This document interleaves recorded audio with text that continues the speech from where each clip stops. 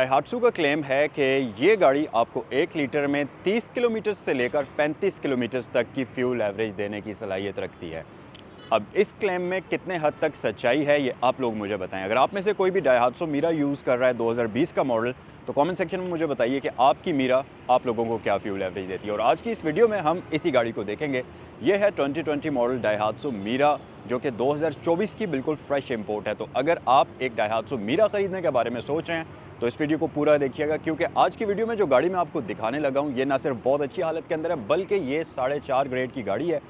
इसके साथ complete verifiable auction sheet मौजूद है, तो आपको गाड़ी की पूरी हिस्ट्री जो है उसको जानने में कोई भी दिक्कत नहीं होगी। दूसरी चीज़ ये कि अगर प्राइस की बात करें तो इस गाड़ी की आस्किंग प्राइस है 36,50,000 रुपया। 4.5 ग्रेड की गाड़ी है, 2020 का मॉडल है। और आइए इस वीडियो को हम डिटेल में स्टार्ट करते हैं और गाड़ी में आपको डिटेल में दिखाता हूँ। बट उससे पहले मैं आपको बता दूँ कि ये गाड़ी यहाँ सैगल मोटर स्पोर्ट्स पर अवेलेबल है। तो अगर इस वीडियो को देखने के बाद आप इस गाड़ी को ख़रीदना चाहें तो स्क्रीन पर आपको सैगल मोटर्स और सैगल मोटर स्पोर्ट्स के नंबर्स दिए गए हैं। रावलपिंडी इस्लामाबाद में सैगल मोटर्स की 2 ब्रांचेस हैं। एक तो ये वाली है जो सैगल मोटर स्पोर्ट्स के नाम से जीटी रोड पर DHFS2 गेट 1 के ऑपोजिट लोकेटेड है। दूसरी ब्रांच रावलपिंडी सदर में है सैगल मोटर्स के नाम से, तो जिस भी ब्रांच पर आप विजिट करना चाहें। सो हम इसे अनलॉक करते हैं और ये मीरा पुश स्टार्ट वाली ऑप्शन के साथ नहीं है, ये सिंपल की स्टार्ट वाली मीरा है। और आइए ज़रा इसको स्टार्ट कर लेते हैं और इंटीरियर की लुक भी मैं आपको दिखा देता हूँ। वाइड लुक कुछ ऐसे आपको इंटीरियर की नज़र आएगी। और ये रहा इस गाड़ी का स्टार्टअप। तो बहुत ही खूबसूरत तरीके से ये मीरा आपको वेलकम करती है। ख़ासतौर पर इसके इंस्ट्रूमेंट क्लस्टर के अंदर कोई भी एनालॉग मीटर नहीं है। तो आइए ज़रा अब हम एक्सटीरियर के बारे में डिटेल से बात करते हैं। अच्छा जनाब, सबसे पहले तो मैं आपको बताऊं, फ्रंट लुक इस गाड़ी की काफ़ी हद तक सुजुकी ऑल्टो की तरह की है। पाकिस्तानी सुजुकी ऑल्टो जो आपको 8th जनरेशन की मिल रही है उसकी तरह की, बट लाइट की शेप डिफरेंट है। सो हैलोजन बल्ब में आपको इसमें लाइट्स दी जाती हैं जो कि क्रिस्टल लाइट्स होती हैं, बट ये लाइट्स एडजस्टेबल होती हैं, तो आप इसके बीम के थ्रो को ऊपर या नीचे एडजस्ट अपनी मर्ज़ी से कर सकते हैं। एक और अच्छी चीज़ जो ये मीरा आपको फैक्ट्री से स्टॉक ऑफ़र करती है वो है इस गाड़ी के पार्किंग सेंसर्स। अच्छा, अब मैं आपको बताऊं कि ये पार्किंग सेंसर्स बहुत हेल्प करते हैं, बहुत ज़्यादा असिस्ट करते हैं। जब आप गाड़ी को टाइट स्पेस में पार्क करने की कोशिश करते हैं, आपके इर्द गिर्द ब्लाइंड स्पॉट्स होते हैं, तो उस सूरत में पार्किंग सेंसर्स बहुत ज़्यादा हेल्पफुल होते हैं। तो वो आपको इसमें प्री इंस्टॉल्ड मिलेंगे। प्लस यहाँ पर आपको ये इसकी ब्रांडिंग नज़र आ रही होगी। और ओवरऑल इस गाड़ी का फ्रंट बम्पर सिंगल पीस में डिज़ाइन किया हुआ है। ग्रिल और बम्पर कंप्लीट इसका 1 पीस में ही डिज़ाइन हुआ हुआ है। और फ्रंट पर आपको एक बड़ा सा वेंटिलेशन के लिए डक्ट मिलता है जो कि इसकी प्रॉपर वेंटिलेशन करता है, ये आप देख सकते हैं। सो इस गाड़ी के अंदर आपको स्टील रिम्स मिलेंगे, लेकिन इनके ऊपर plastic wheel caps pre installed हैं। और अगर इसके टायर साइज़ की बात कर ली जाए तो ये 13 इंचेस के रिम्स इस गाड़ी के अंदर आपको प्री इंस्टॉल्ड मिलते हैं। 155/70 इसके टायर का साइज़ है। और डनलॉप के टायर्स इस गाड़ी के ऊपर इंस्टॉल्ड हैं जो कि ब्रांड न्यू कंडीशन के अंदर ही हैं। तो आपको 2 साल तक, कम से कम साल से 1.5 साल तक आपको टायर चेंज करने की ज़रूरत नहीं है। मिरर्स इसमें बेसिक वाले आपको मिलेंगे, इसमें रिट्रैक्टेबल या इलेक्ट्रिकली एडजस्टेबल नहीं है मिरर्स। बाकी यहाँ पर आपको इंडिकेटर का ऑप्शन मिल जाता है। और इसके साथ साथ door latches silver glossy finish के अंदर आते हैं, फ्रंट पर भी और बैक पर भी। और यहाँ पर आपके पास मैनुअली की होल का ऑप्शन भी मौजूद है। और ये ऊपर आपको इसमें मिल जाता है एक अदद एंटेना होल स्टाइल के अंदर। अच्छा, बैक साइड की बात करते चलें तो बैक से भी इस गाड़ी की काफ़ी हद तक लुक सुजुकी ऑल्टो की तरह की ही है। सेम वही फ्लैट डिज़ाइन आपको मिलता है। ऊपर स्पॉयलर आपके पास दिया जाता है। यहाँ पर LED lamp, high mounted lamp है और इसकी विंडस्क्रीन के अंदर डिफॉगर भी आपको दिया गया है।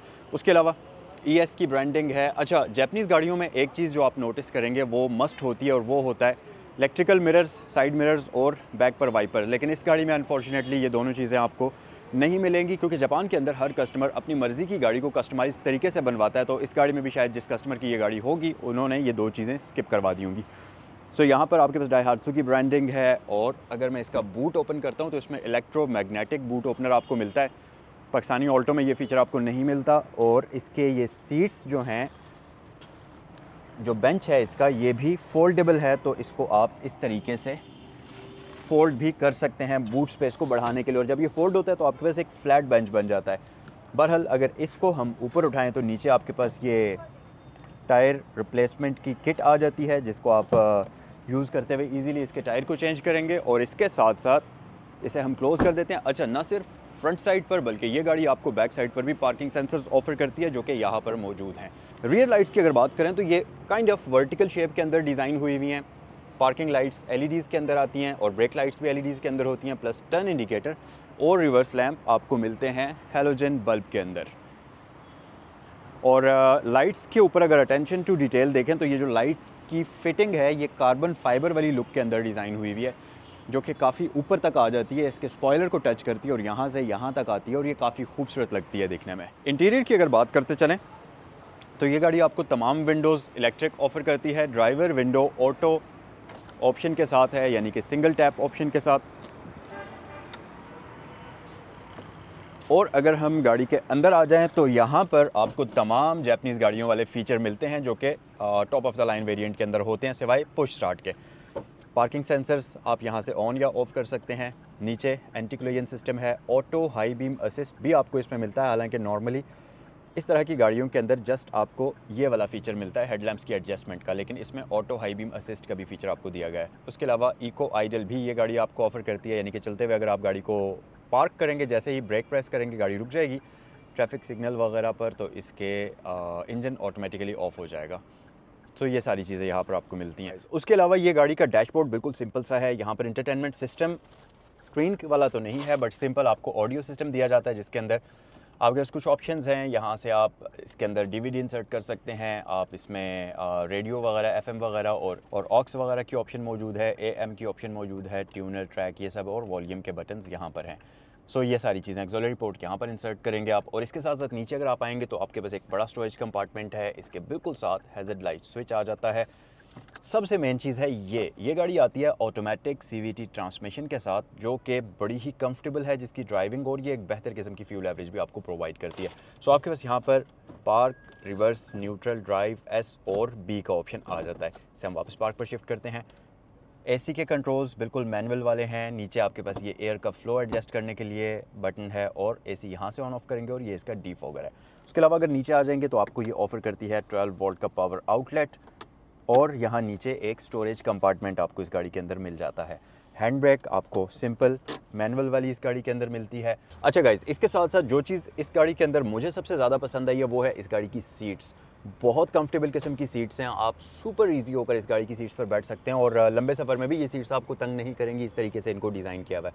इसके साथ साथ गाड़ी की हेड स्पेस बहुत शानदार है, लेग स्पेस बहुत शानदार है, और इसका ये जो स्टीयरिंग है ये अनफॉर्चुनेटली इसमें आपको एडजस्टमेंट नहीं मिलती, इसका कॉलम फिक्स्ड है, बट स्टिल इसकी पोजीशन इस तरह की है कि आप इसको अगर ड्राइव करेंगे तो आप इसमें बिल्कुल भी तंग नहीं होंगे।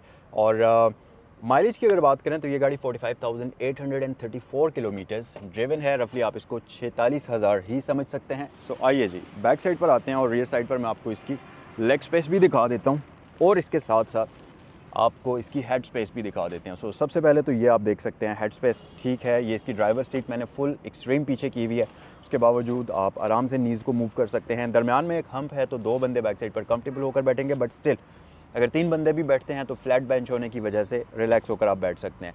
उसके साथ साथ बैक साइड पर आपको सीट बेल्ट्स का ऑप्शन 2 पैसेंजर्स के लिए मिल जाता है, बट अनफॉर्चुनेटली रियर साइड पर पिलर्स पर आपको ये एयर बैग्स ऑफर नहीं करती, इसके अंदर जस्ट आपको 2 एयर बैग्स मिलते हैं।